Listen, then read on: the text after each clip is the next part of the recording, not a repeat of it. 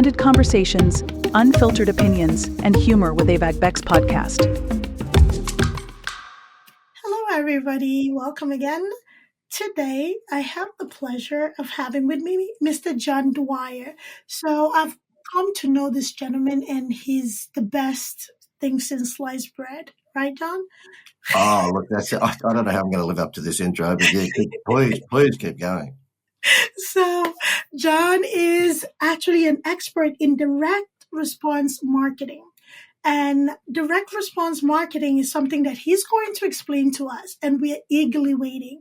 So if you're a business owner, a small business owner, that if you don't have, the big bucks for big advertising, this would be the episode for you. This would be the episode to listen in, learn, and apply the gems John will drop over here for us. John, welcome. I'm grateful for you being here today. Thank you very much, Edongesit. How's that? Did I pronounce that name right? You did. Yes, I've been practicing all night. Yeah. I love it. Yeah, thank you very much for having me as a guest. And my name is John Dwyer, but I get JD since I was a little kid. And this direct response stuff is very ideal for you if you're a business owner and you haven't got the money to sponsor the Olympics. So if you're not a big corporate business and you can't afford to put your face on the side of a bus or the back of a taxi, and you can't afford to sponsor the Los Angeles basketball team, then you might like to stick around, because this is what we call direct response, and really is what I guess you could say, problem solution marketing.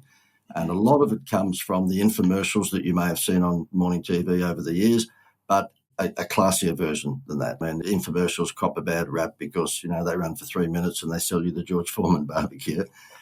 It doesn't have to be corny like that. Direct response can be putting stuff on Facebook or Instagram today and getting a result tomorrow. Absolutely. So let's get into it a little bit. Why is this different, apart from the monetary investment? Why is this different from, the big adverts that we see every day on our way to work and life in general? Yep.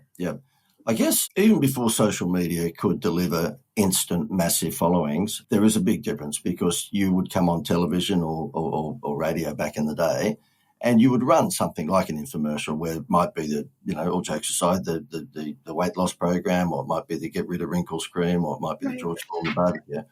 And they would say, ring a 1-800 number. And so they would know within an hour or two how successful that advertisement was. Whereas branding, the likes of Kellogg's and McDonald's and Nike, they can afford that. They would just simply have beautiful people drinking Coke on the beach, or they would have, a big sports using Nike shoes. And that would take some time to build up a brand. And so there's nothing wrong with brand building. It's fantastic. We all buy, Kellogg's because it's Kellogg's, or we go to McDonald's because it's McDonald's. So there's nothing wrong with brand building. You certainly want to continue to do that. It's just that most of us, if you're in a small business, don't have deep enough pockets to keep on doing that stuff, because we've got to put food on the table. And, I always say to people, be careful of vanity metrics with social media in particular, because if you're a mum or dad and you're sitting around the table tonight and you're telling the kids you've got 150 likes today, I think the kids would be more interested in having some food on the table rather than 150 likes. I mean, food is overrated anyway, JD. Yes, of course. Kids, we're sorry we haven't got any food for the next week, but we got 300 likes. That's right. That's right. So let's talk about the likes. How do the likes translate into the spreading the message, right? So the different campaigns, people like, you just want to get people to lay eyes on your product, or at least to look at your website or your social media page, right? How does that then translate into marketing where somebody actually reaches out to purchase the product?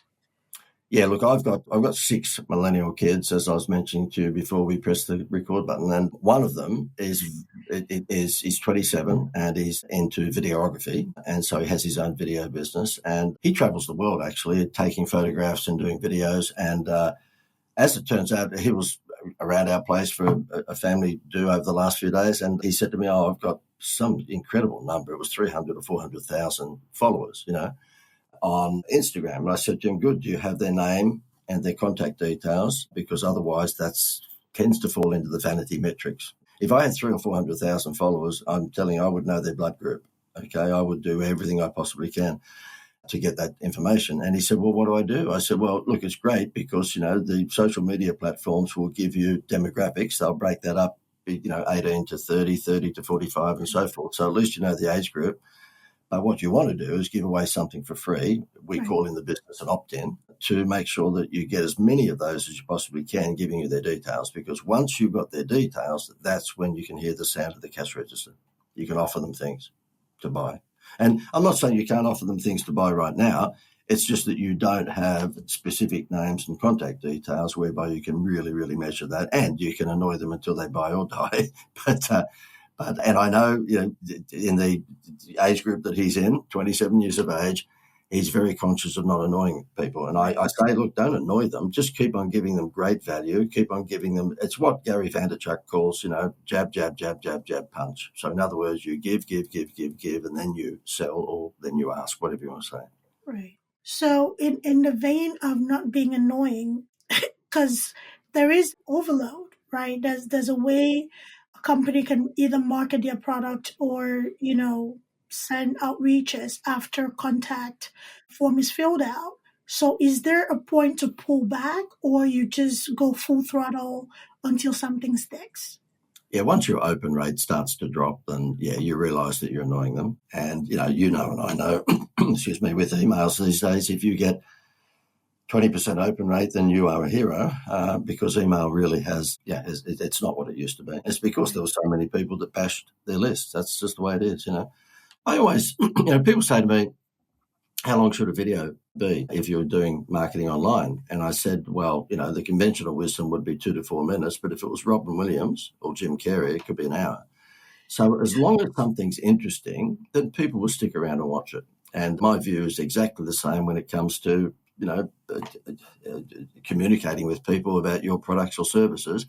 If you are giving them lots and lots of value, and every time they receive a communications from you, that is a wow factor. I mean, my business is called the Institute of Wow.com, so therefore I'm all about teaching people how to deliver wow factors. If you're wowing them all the time, you'll be the first communication they'll open. And it may well be that once every 2 weeks or once every 4 weeks, you decide to make them an offer. And because they actually see you as as having given them great, great, great value, there's every chance in the world they might be open to that offer. Okay. So you said 3 to 4 minutes, and I cringed because humans have shorter attention span these days, and 3 to 4 minutes is considered a long form video in some aspects. What is your stance with using like shorter videos or shorts, to still send those message, however, in smaller doses? Yep. When I talk about 2 to 4 minutes video, that's when they land on your landing page or they come to your homepage. Yeah, there's no question that we live in the short attention span world, and TikTok proves that. And that first 3 seconds, I think it used to be the first 5 seconds. Now it's the first 3 seconds. This is pretty important. I hope it doesn't get back to 1 second. Can't say much in 1 second. That's it. Yeah. So, look, with the platforms that we have these days, I mean, like I'm a baby boomer, but I've surrounded myself in my little team with the, the 25, 30 pluses, and they're very, very familiar with all the latest statistics when it comes to social media. But look, the thing is that people will watch or people will listen to stuff that's either going to be entertaining, and that's Mr. Beast, okay, and that sort of stuff, or they will still listen if you can catch them in that first few seconds with regards to a problem/solution headline. And my view is that most website designers have no clue about direct response marketing, because if you go to a bearded hipster and get him to do your website, you might end up with a really, really funky, cool website. Showing my age there, aren't I? Funky. I don't think your generation would even know what funky is, but anyway, a funky. Do not underestimate us. We know what it is. She says angrily. So therefore, it's funny. My millennials, of course, they just shake their head. They go, "Dad, we don't say cool anymore. Right? We do not say cool." And groovy went out like back in the 80s. So therefore the thing is that as long as you have a problem solution linked into your headline, then, you've got a half a chance. So it may well be, have you got skin irritations? This can fix it in 1 week. The moment that you provide a problem and a solution within that first 4 or 5 seconds, you've got a pretty good chance of holding them. All right, so let's talk about the expectations and the different things to watch out for, right? So we're talking about data, we're talking about statistics. What is the one thing a business owner should look for when it comes to their social media following, or social media presence, I should say, past the following, past the likes? What else is there, and what is that metric? Okay, now I'm going to give you exhibit A here, and it's a book. When you're on the seminar circuit, which I am and have been for a little while, you're expected to write a book. I hated this because I had to sit down and actually do something. And as it turns out, the embarrassing thing about this is that it's called and I know that if people are listening, they're not watching it, but nonetheless, this is a typical book, typical size. The headline of it is Avalanche Leads Formula. And the funny part about this is that about 10, 11 years ago, I was in the corporate sector providing advertising for McDonald's and Coca-Cola and Rupert Murdoch's newspapers and 7-Eleven, all that sort of stuff.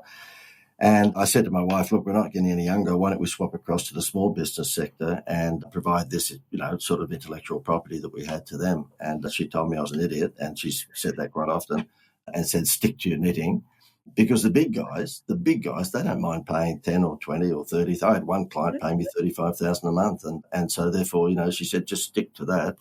And I was an idiot, and I decided to swap across to the small business sector. And it was quite a bumpy ride for the first 6 or 12 months, I've got to tell you, because the language that's used in a boardroom is not used in front of a guy that runs a seafood shop, Yeah.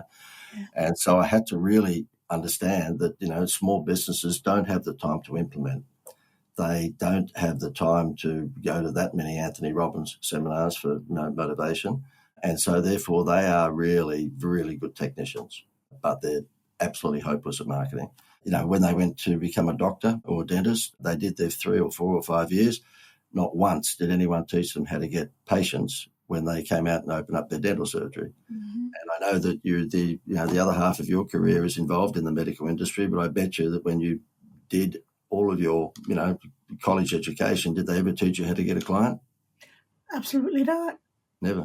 So there's a bunch of people out there, like 95%, who are very, very good technicians. They're good butchers, bakers, candlestick makers, but they don't understand how to get clients. And so what we found out very quickly is that when I came from the corporate sector, where they would pay me $10,000, $20,000, $30,000 a month for advice because they could implement that advice, they had a marketing department.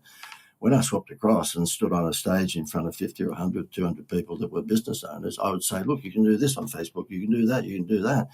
And they were very appreciative of the information, but they'd go back to their business the next day and life got in the way. There's no way they could do that. So what we've done is we've set up a formula now whereby we just give it to them done for them, because we realise that if they're too busy in their, putting solar panels on the roof, or they're too busy with their hand down the toilet because they're a plumber, there's no way they're going to implement this stuff. So one such example, I'll give you, this is a freebie for everyone, and if you use this, then, you can double your business overnight, he says. But it really is so simple. We package up and provide it to businesses, but, with my compliments, you can swipe the idea. Facebook contest formula, we call it.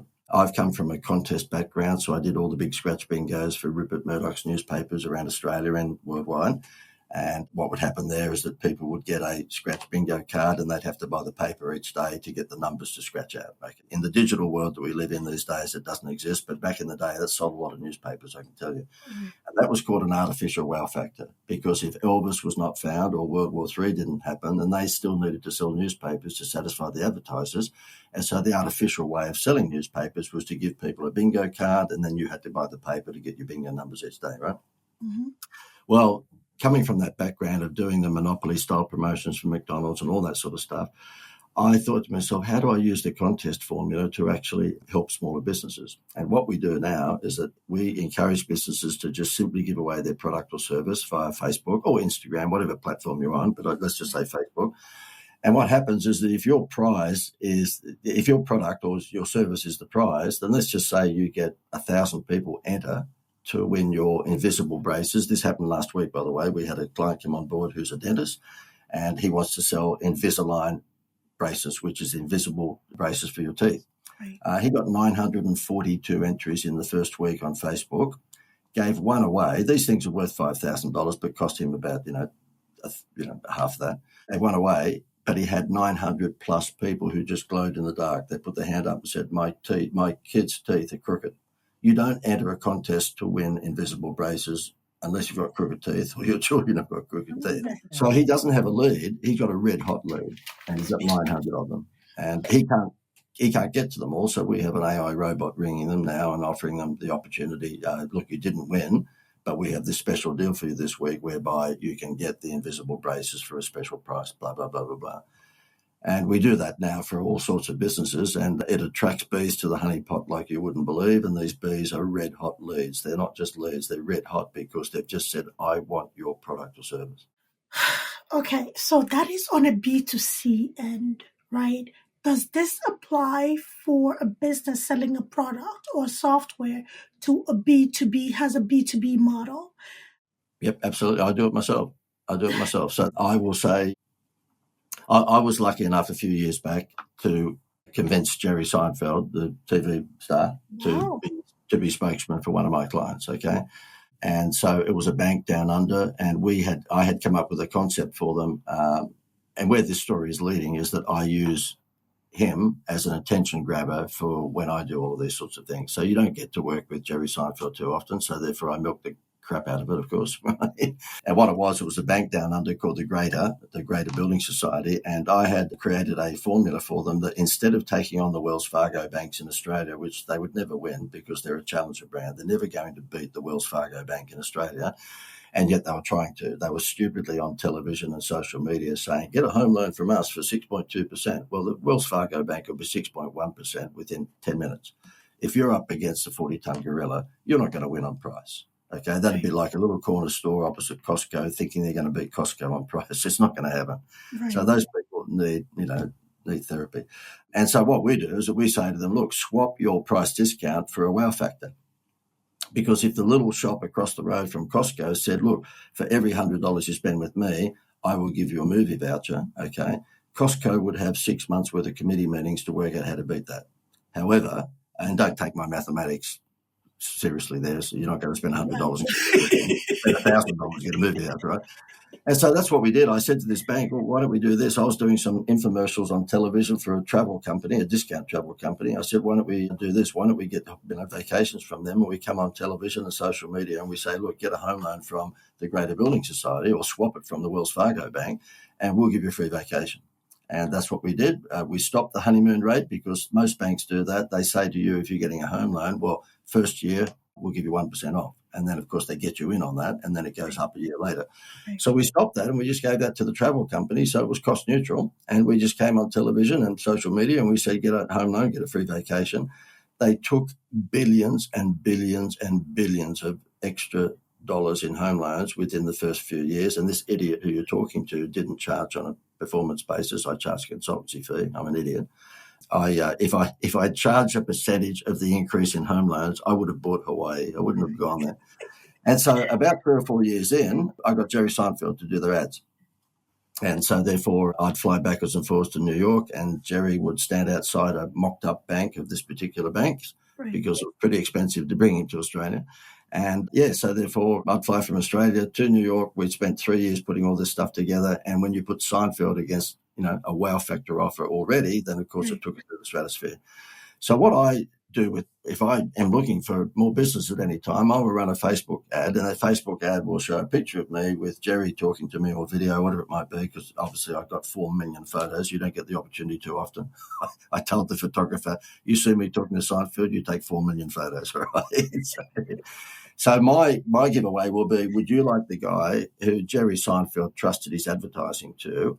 Would you like to win 1 month's worth of his consultancy? So B2B, absolutely B2B. I get flooded with entries into that. I give one away and they get a month's worth of free consultancy from me, but I've got a gazillion others who I know are interested in consultancy. And these are all business owners, so it is definitely B2B. That is so seamless. You make it sound so beautiful and seamless. To the everyday small business owner, we focus on, like the plumber, getting things working. Learning is great. However, that takes time. So I want to segue into content, content production, right? How important is original content with promoting a business when it comes to social media marketing or marketing in general? Not very important at all. When I'm on stage speaking at conventions, one of the first questions I ask is that, do you think you have to have a good product or service to make money? And of course, everyone puts their hand up. They say, oh, yeah, of course. I say, okay, well, tell me, who thinks McDonald's makes the best hamburger in the world? Arguably, they don't, okay? But they are the best. They are the best marketer. Yeah, they don't. Okay, so, but they are one of the best marketers in the world. Right.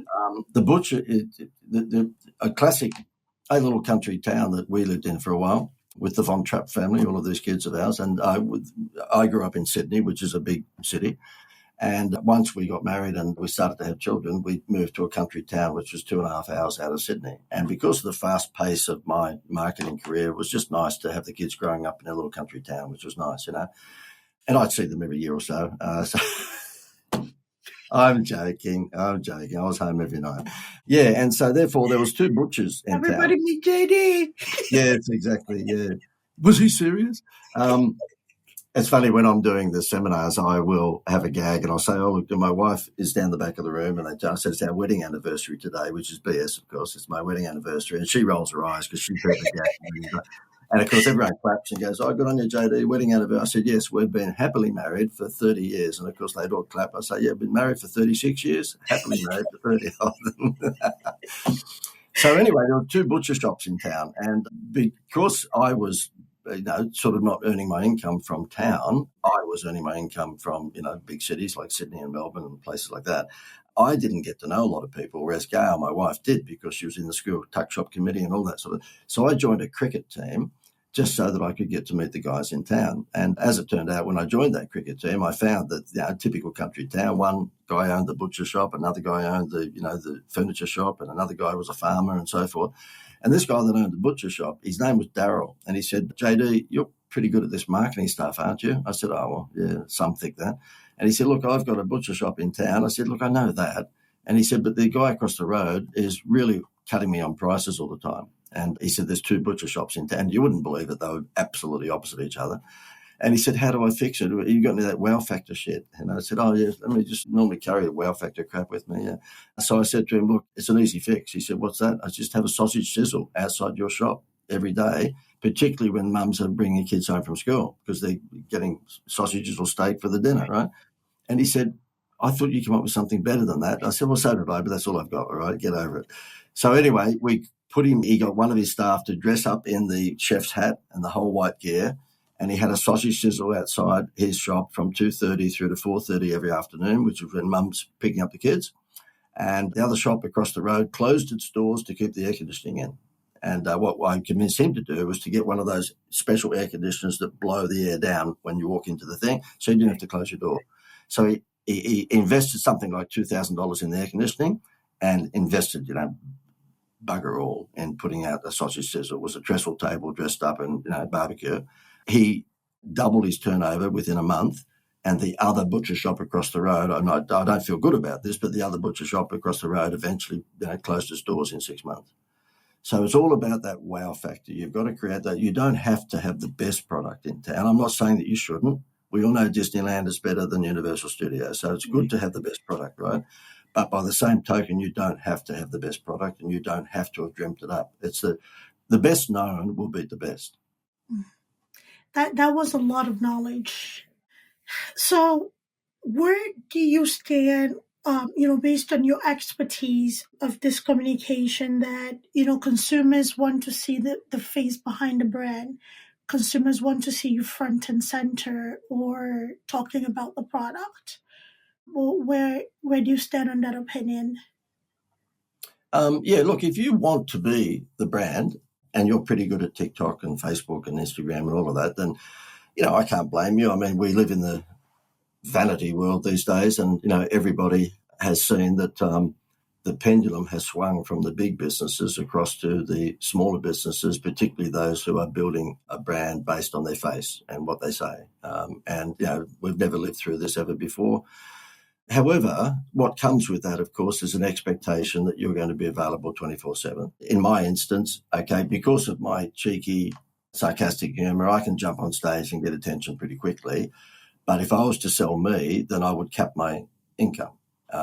If I wanted to call my business JD Marketing, then guess who everyone wants to talk to? JD. And I went down that path for a little while. In my younger days, it was not that I ever called myself JD Marketing. It was called the Dynamic Ideas Company. And I subsequently sold that. The business now is the Institute of Wow.com. Same sort of stuff. It's all about ideas. But I found that even though I put on implementation coaches, so therefore I'd go out and do the song and dance on stage, and then people would, like an Anthony Robbins style thing, and then people would come down to the back of the room at the end and join into my program for $1 or $2 or $3 or $4,000 a month, whatever I was selling at the time. I would actually put their marketing plan together for them. So they got the Gordon Ramsay to put the marketing plan together. But then I'd have 3 or 4 implementation coaches underneath me, and then they would help the business implement what I put together as a plan. Generally speaking, about 80% of those clients within 3 months would say, look, we like Jim, but we just want JD. Can we have JD? They wanted Gordon Ramsay, okay? They wanted the guy who they saw on stage. Now, I don't know how Anthony Robbins does it because he's got away with, being the face of the business, but you will never, ever, ever talk to Anthony Robbins unless you become a member of his $1 million program. So I don't know how he did it, and I'm envious of him. But I found that if I was promoting me, they wanted to talk to, if I was the one selling it, then they wanted to talk to me. So what I've done now in this last 10 years, when I woke up to myself, is that I would put all of my IP into stuff. I would show people that I'm, reasonably wizard at this stuff, but they don't get me. They get my stuff. And so therefore, they still get this pretty much the same benefits because I'm a baby boomer. I've been doing this since the 1800s. So therefore they know that there's been a lot of history behind this stuff, even the new stuff. I mean, I can hold up this book and give you case study after case study after case study of getting massive leads of 100,000 in a week. But the point is that might have been television 20 years ago, and people would say, "Oh, JD, thank you very much, but television isn't what it used to be." I said, "No, it's the idea. It's exactly the same idea will work. Just put it out through social media." So you don't have to have something that's necessarily the best or something that you've invented. As long as you've got something whereby, don't get me wrong, you don't want to have a bad product, but something that will fix a problem for someone and that you can show them how it can fix that problem very quickly.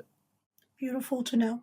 So let's talk about language, right? We have entrepreneurs, business owners from different sectors of commerce, right? Economics, people doing different things. I don't like to use the word advice because some people, shy away from that.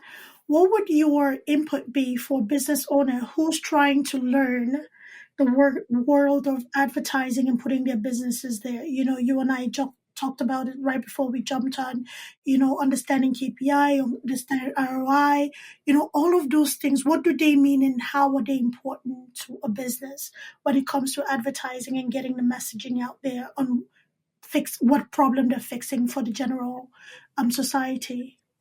Yeah, really, if I was to speak to a small business owner, I would say to them, look, I'm going to be more help to you in this philosophy will be more help to you in getting leads than it will be in converting.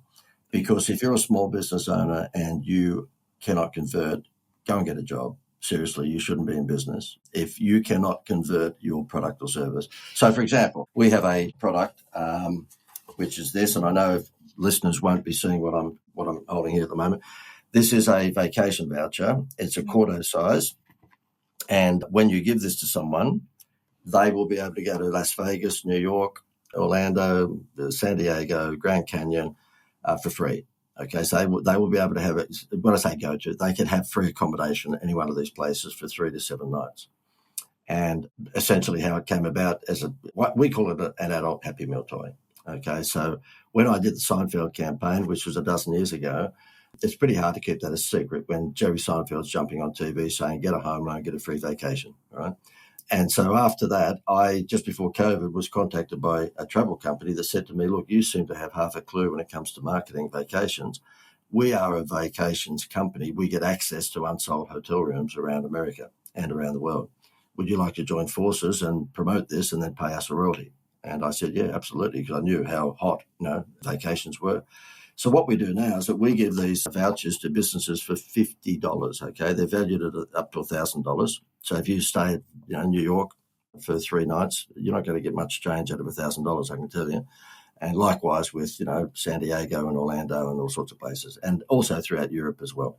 And so what we do is that the hotels are happy to give up these rooms for free. So the hotels give up the rooms for free outside of school vacation periods because they don't have any empty rooms then, okay? So they give up unsold rooms outside of vacation periods, and they're happy to have people stay there for free because they're hoping that they'll spend money on food and beverage. Absolutely. So it's the whole idea. The airlines used to do this before the cheap airlines came along, okay? I don't know whether you remember, but remember that the airlines, before the cheap airlines came along, used to have a standby lounge. And the people in the standby lounge would be hoping that, the plane wasn't full because the announcement would say, look, we've got 11 seats, and so the first 11 people can get on. Generally, those people in the standby lounge were wearing pajamas and didn't have teeth, but nonetheless, they were in the standby. They were waiting for the cheap seats, all right?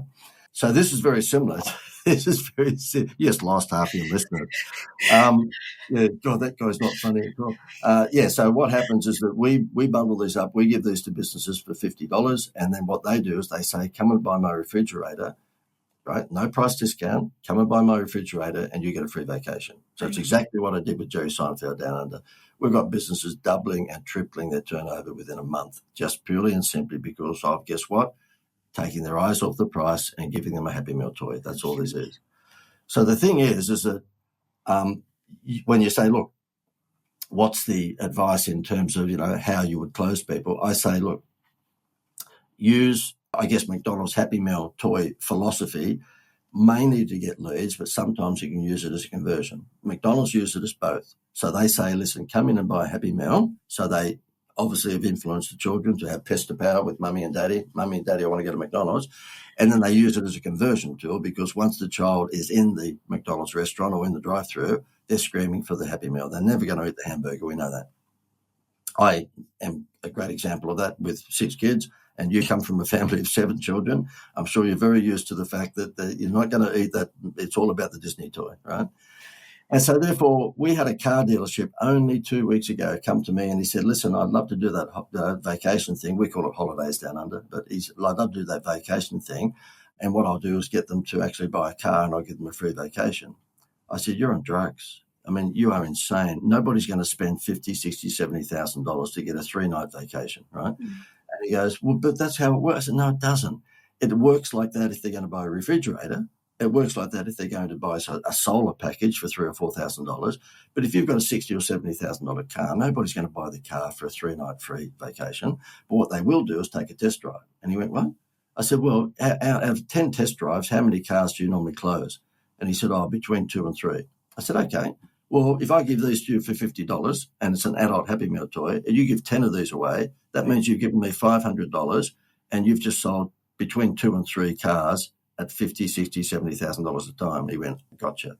I said, so if you're in a big ticket line, then you use a Happy Meal toy as a leads generator, okay, not as a conversion tool. Because if you already know that your conversion ratio is 1 out of 10, 2 out of 10, 3 out of 10, all you need is a shitload more leads. That's what you want. You want a bucket load more leads. Right.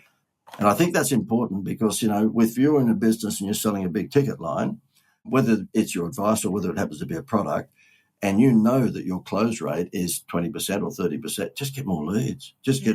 And that's what that Facebook contest formula is all about. Just get more leads.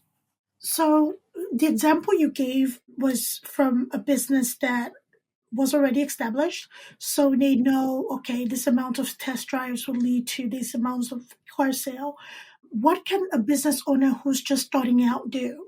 They're just starting out. They have this brand new product. They have this brand new business. They're trying to get, the fish to bite, for lack of a better analogy to use. How can a person or business owners, strategize and place themselves in an opportunity where they can attract customers, especially in a competitive market? Yep. 2 things, problem, solution. This direct response stuff is all about problem, solution. So it has 5 components to it. The first component is highlight their problem, identify their problem, okay? The second one is aggravate that problem. The third one is give them the solution. The fourth one is basically provide them with proof. And the fifth one is a call to action. CTA. So let's just go through that with a weight loss company. So a weight loss company would say, look, are you feeling a little bit down at the moment, not good about yourself because you might not be fit, you might be overweight. So that's identify the problem, aggravate the problem. Look, summer's just around the corner. Do you want to look good in your swimsuit? And the third one is provide them with the solution, and that is, look, come onto my weight loss program and you'll look like a supermodel within 4 weeks, okay? And number 4, provide proof, which generally speaking is testimonials, okay, people that give you the before and after story. And then number 5, a strong CTA. Now, the strong CTA is where a lot of people fall over. They're not too bad with the problem solution, but the CTA is weak, okay, the call to action. And that's where the Happy Meal toy comes in. So you can imagine if you said, okay, throughout that particular example, which might be a weight loss thing, but it could be anything, join our program for just $39 a week by Friday at 5 o'clock, and you've got yourself a 3-night vacation in Vegas. That's the thing that, bang, all the other things lead up to. And if you're at the moment, you've got a business and it might be, you've got your laptop in the spare bedroom at home, then what you absolutely need to consider is ways to get leads. And obviously, because you might be a one-man band, then it's I don't know what CRM programs people have these days. I mean, we use Go High Level, but of course there's Entreport, and I like to refer to Infusionsoft as Confusionsoft, but there's ClickFunnels and a whole bunch of those things out there. And if you're working from your home and, you're just kicking off your business, then the biggest thing that you need, of course, is leads, because, you can't sell a secret. You have to have an audience. And the best way to get that audience is, in my view, because we're testing it all the time now, is this contest formula. So therefore, whatever your product or service is, throw out whatever platform you want, whether it's TikTok or Facebook or LinkedIn or whatever it might be, a contest to win your product or service. Get a bucket load of leads, okay? And when those leads come in, you can use something like that to convert them. And that is, look, use my service or use my product or whatever it may be, and I will give you a free vacation, or I'll give you a free something. Right. So, JD, with a B2C business, I see that being successful, right? It's going back to a point I raised earlier about a B2B business. Okay, if you're selling a product to a company that can very well afford the product, right? And going on vacation is nothing new for the decision makers. Do you think the same tool, the same competition would work? What would work for a B2B business? Okay, B2B business, then what you have to do is that you've got to be Colonel Sanders. Okay, you've got to have the secret sauce. And you've got to prove to them that you've got the secret sauce. Okay. Now, in my instance, because there's quite a few wrinkles and I've been doing this forever, they only have to go onto any one of my websites and they'll see there's a history of this stuff. Okay, I always say that, you can predict the future by looking at someone's history. So therefore, in my instance, because there's a wealth of history of doing this stuff in my sleep, then they only have to go onto any one of my websites and a corporate will be onto me pretty quick smart. They're not going to find this sort of skill set with a 25-year-old. They just won't. It doesn't matter how savvy they are online. They're not going to have these ideas. But if you aren't 104 years of age like me and you don't have a big history, then what you need to do is somehow get them to your honeypot. And the best way to do that would be to provide them with free advice. Okay. There's a guy in America that does a lot of stuff like I do. He's sort of the American version of me. And he says that if you want to prove to people you can help them, just help them. Right. And I live by the same philosophy. That's the give before you ask. Each one of my kids, they didn't all listen to it, but I said to them, listen, when they got to 16, 17, 18 years of age, if you want a job at the restaurant as a waitress or waiter, just go and tell them you'll work free for a week. Can you imagine my millennial kids looking at me saying, you're an idiot? Yeah, Dad, you're a moron. They've got a very successful restaurant. I'm going to work for a week. You're an idiot. What sort of father are you? Anyway, when they settled down after calling me names, that's what 3 of them did. And guess what? No one ever let them work. As long as they over-delivered in that week. In other words, they did everything that Disney teaches you to do, +1. Give them everything you've got and then +1. They all ended up working for these restaurants for years, right up until when they left college, because they got through the door by giving their services for free. And nobody ever took advantage of that. They got paid for that week that they offered for free. So what I would suggest, how the game works with me in the seminar conference game is that we will invite people to come to a free evening with me. Okay, we do it online these days, but the old-fashioned version was that they'd come and they'd have a tapas dinner. So they'd sit down and we'd put up, I don't know, $2,000 or $3,000 or $4,000 for hiring the hotel room and the tapas dinner. And they would have between 6 and 8:30 at night with me. I would blow their minds with all of this sort of stuff that we're talking about, so that it was Beatlemania. I didn't have to even ask them to go down and whack their credit card. They had smoke coming out of their credit card before they hit the back of the room. And because I gave them all this free information, Right.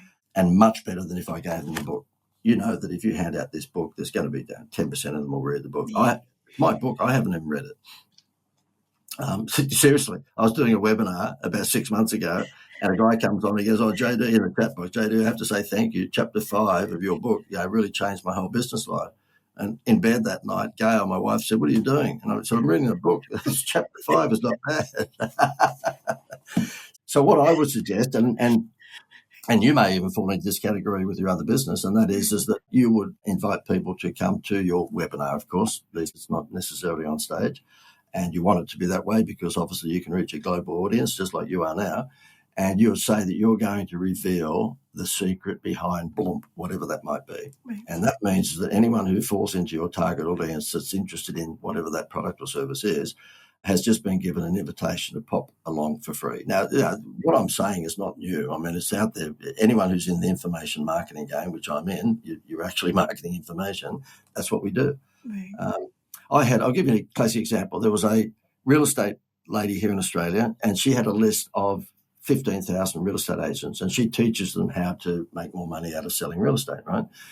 And she said to me, "Oh, how about we do a webinar and I'll have you as the guest?" And I said, "Yeah, okay." And she said to me, "What would you sell at the end of it?" And I told her what it would be. It was a $3,000 package. It's never 3, it's always 2,995 or 97. And she said, "Okay, well, what can you share with me?" I said, "I'll give you," I forget what it was now, 30 or 40%, whatever it was. It was a digital product, so I could afford to give away 30, let's say 40%, right? In the hour that we did what you and I are doing right now, but a lot more slide driven because it was a presentation, we took just under 100 grand in an hour, $100,000 in an hour. So she walked away, and I forget whether it was 30 or 40%, but she walked away with $30,000 or $40,000 for just interviewing me. That's it. Not doing any more work than what you're doing right now. Right. And she picked up $30,000 or $40,000. You can imagine that the day after she said, "When are we going to do another one?"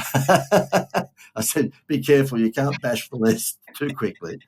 But how that worked, she had 15,000 on her list that she communicated with. She sent out 5 emails, which were all constructed by us.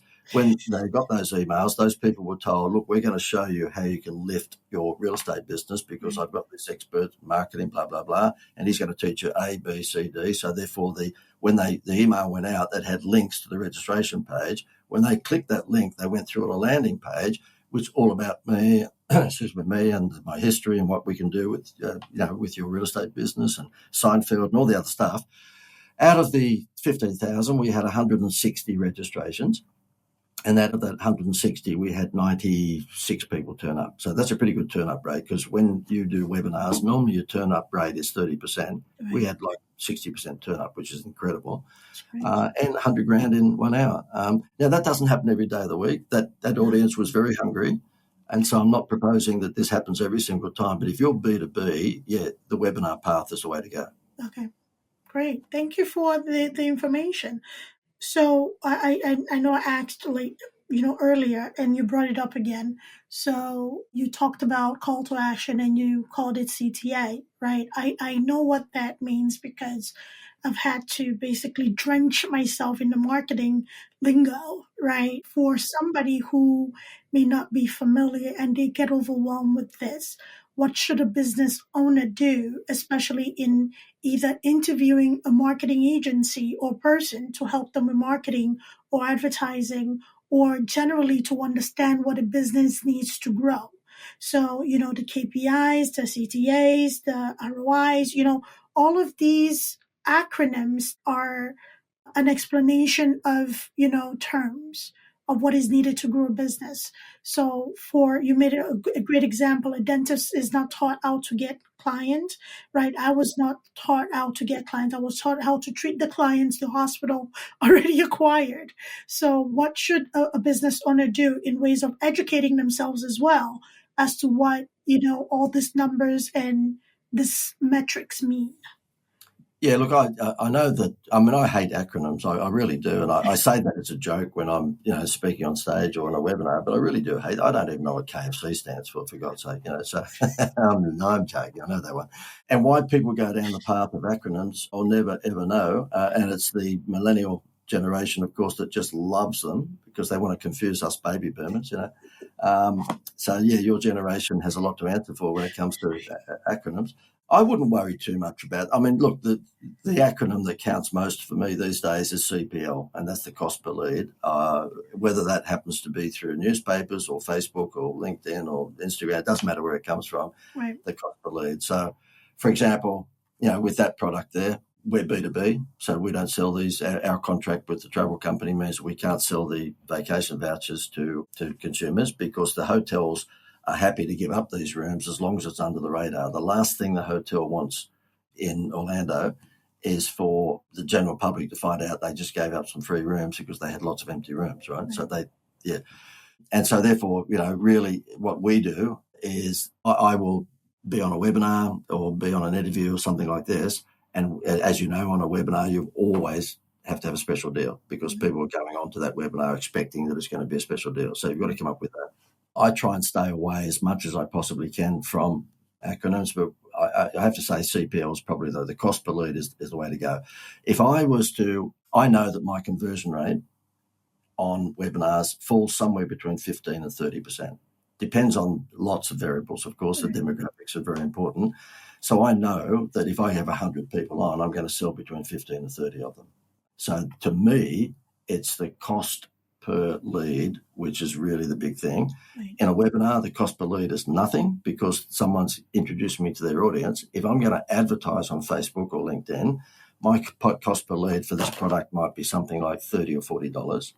And so therefore, if I've got a 1 in 10 hit rate, then I'll pay $40 because that means is that I have to pay Zuckerberg 10 times $40, that's $400 to make a $3,000 sale. I'll do that every day of the week, all right?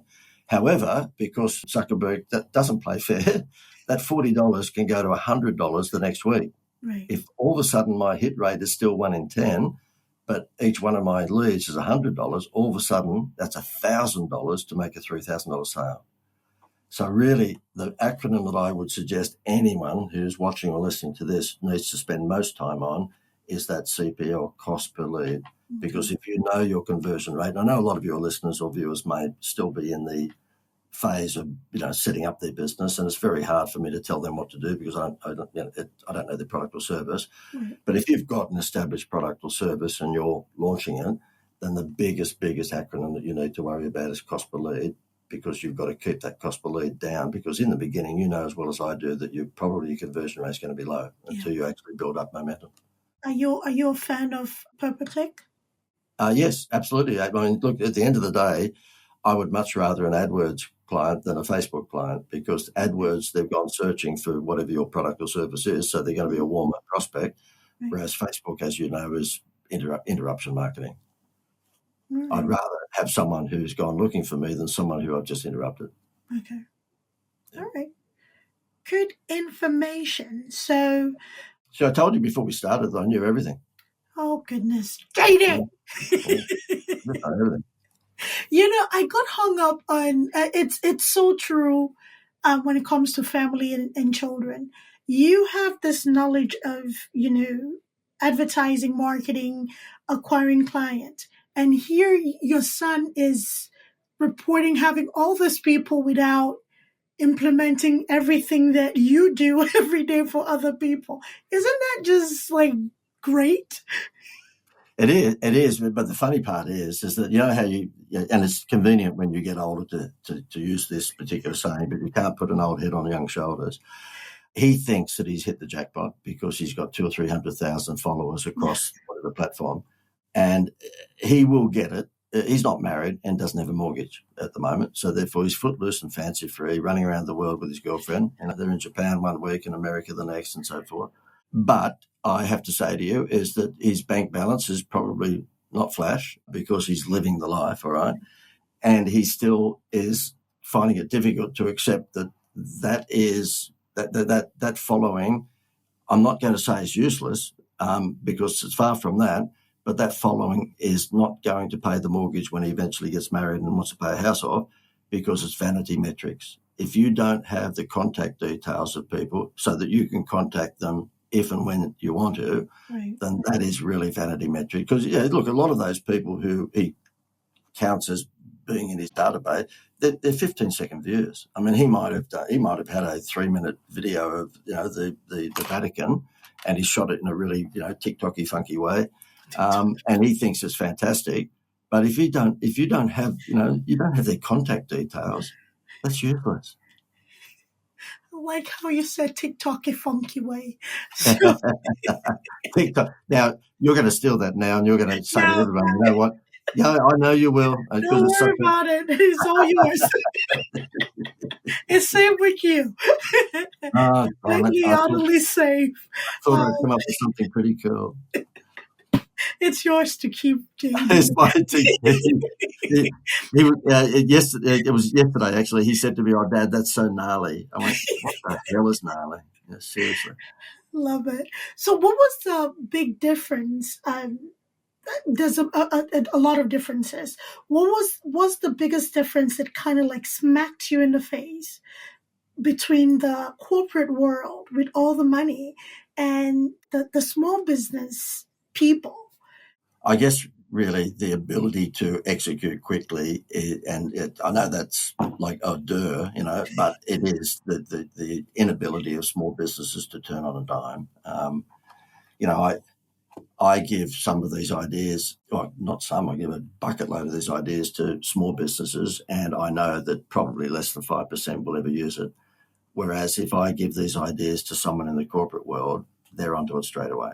They are onto it straight away. So, when 3D TVs were big, whenever that was, 10, 15 years ago, they came and went pretty quickly.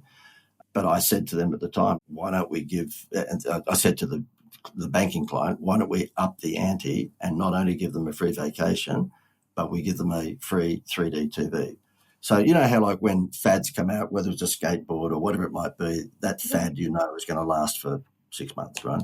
In the 3D TV, I don't think any one of us knew that it was only going to last very small amount of time, but it was the thing at the time. You'd walk into any one of these Wares stores and 3D, they'd put the glasses on and you go, oh, wow, So I got Jerry Seinfeld to do a few ads for us where he said, not only do you get a free vacation, but you get a free 3D TV. And of course, Seinfeld being Seinfeld, he did silly things with it, where the screen sort of went psychedelic and all sorts of rubbish.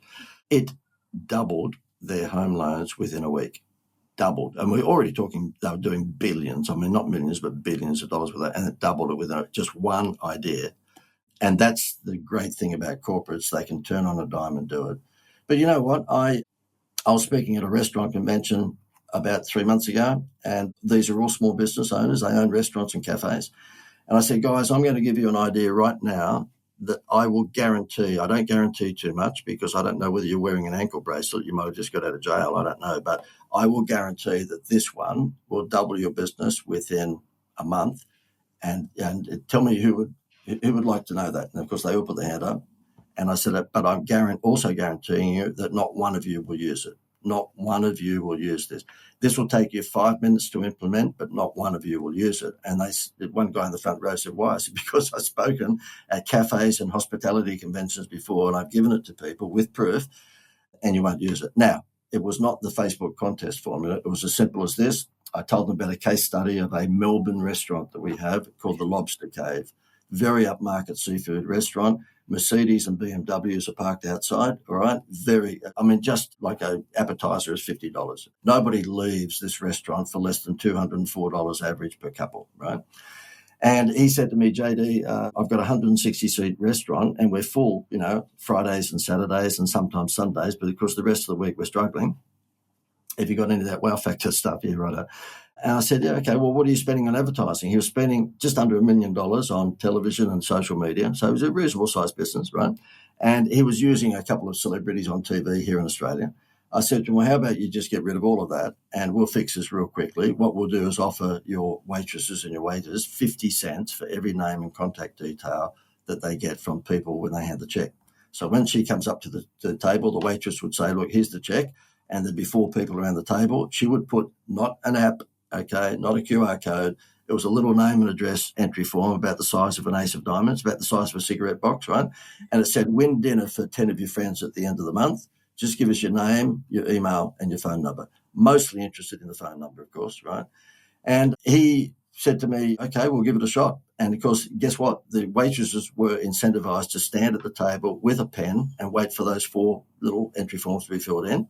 He's now got 92,000 database, right? And all that he does is that at 3:00 every afternoon, and I've been there, I actually visited him. I don't live anywhere near Melbourne, but I flew down and visited a number of clients, and he was one of them. He said to me, have a look at this, JD. And his office is on the top of the 160-seat restaurant.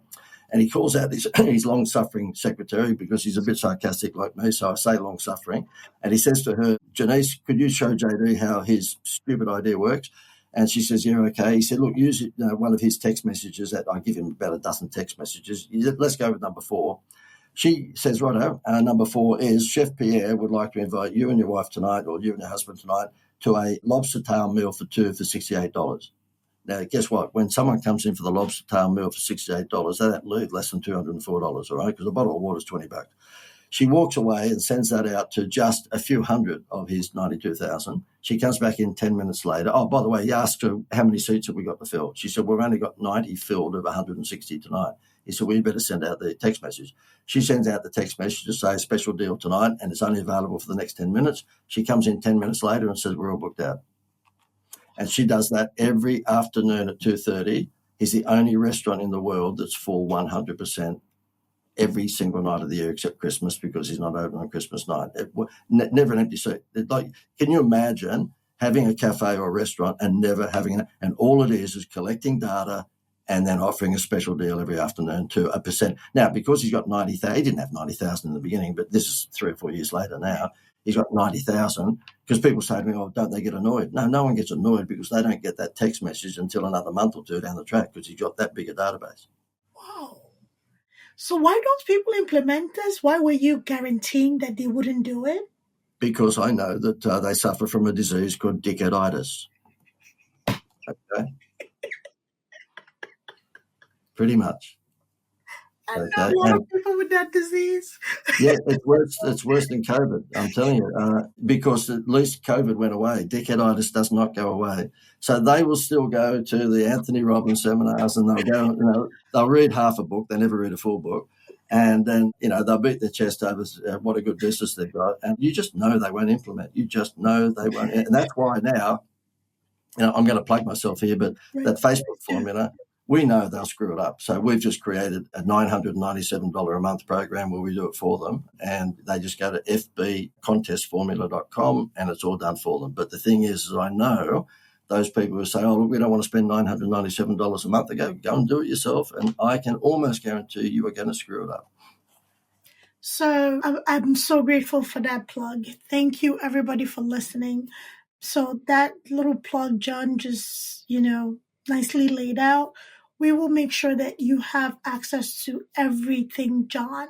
So his website, his tools, everything, his offerings will be in the show notes, so that you can cure yourself of this horrible disease and grow your business.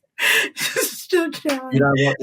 The thing is, I've said to people, if you don't cure the dickheaditis, it can get worse because it can grow into moronitis.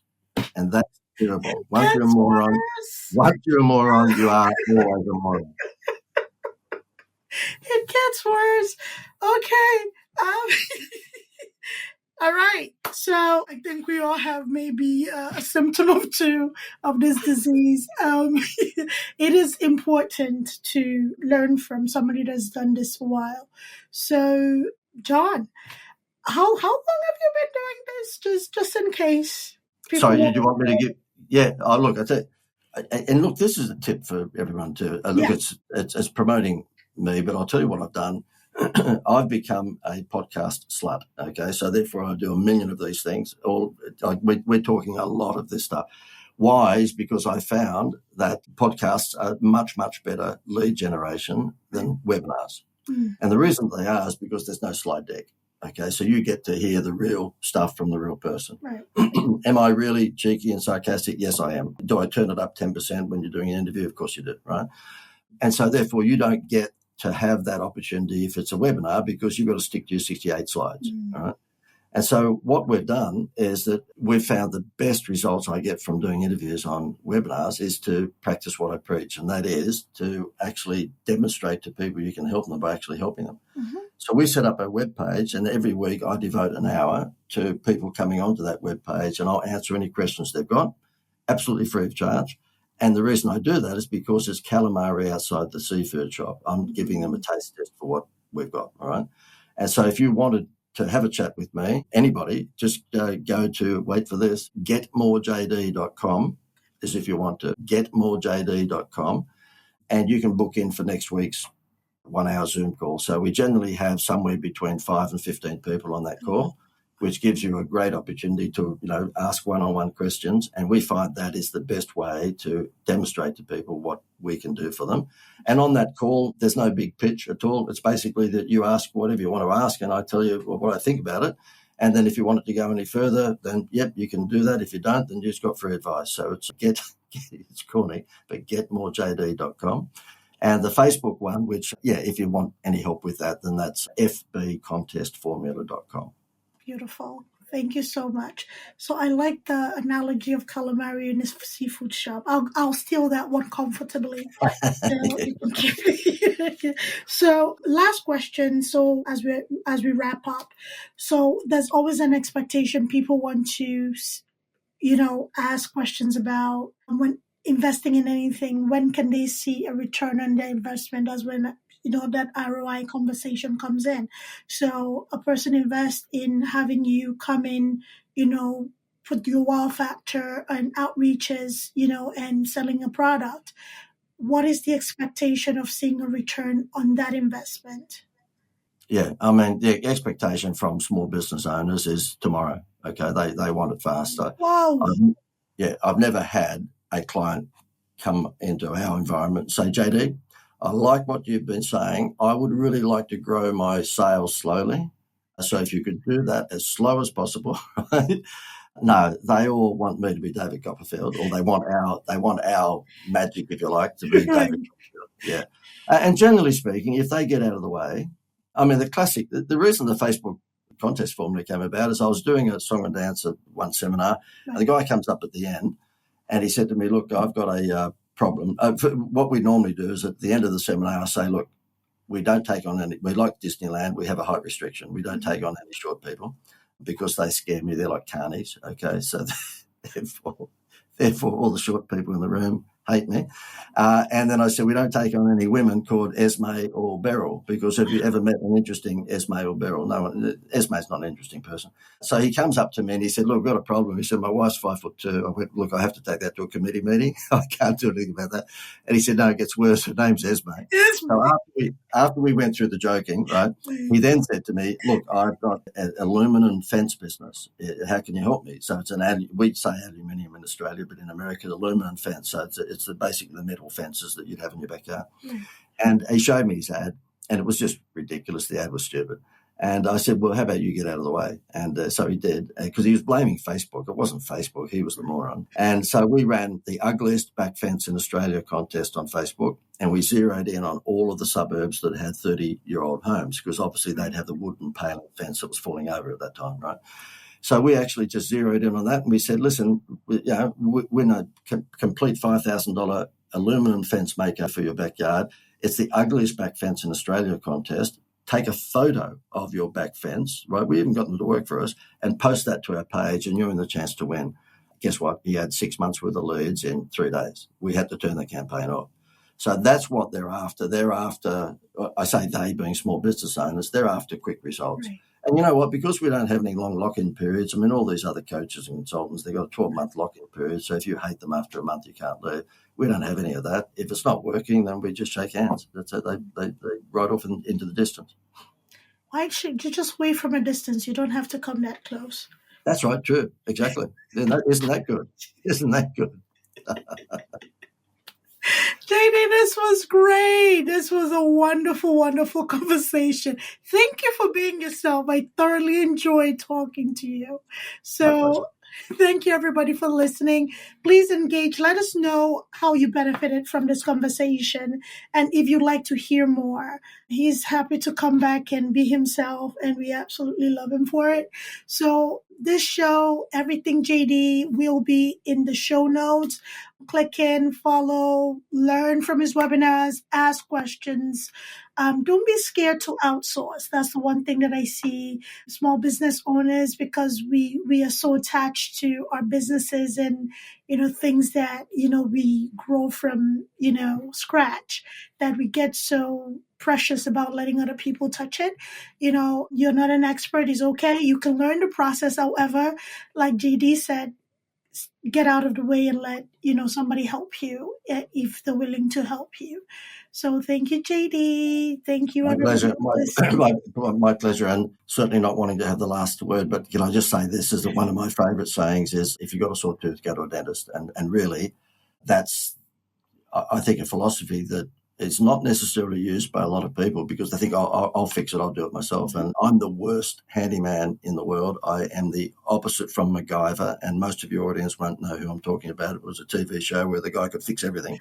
I'm the opposite from him, and my wife is disappointed because she was hoping to marry a real man. I go to the hardware store of the weekend and walk around for an hour just to look like a man. So that's how bad I am, right? So if anything, even a hinge on a door, I've got to ring up the handyman. And so therefore my mantra in life is, if you've got a sore tooth, go to a dentist. Absolutely. And that's the word. Thank you, everybody. Take care of yourselves. Let us know what you think. All right? Bye-bye. Bye-bye. Thanks for tuning in to Abeg's podcast. If you enjoyed today's episode, don't forget to subscribe, rate, and leave us a review. It really helps us out. We'd love to hear your thoughts and continue the discussion. So join us on social media or drop us a message. Until next time, keep exploring, stay curious, and keep pushing the boundaries of your world.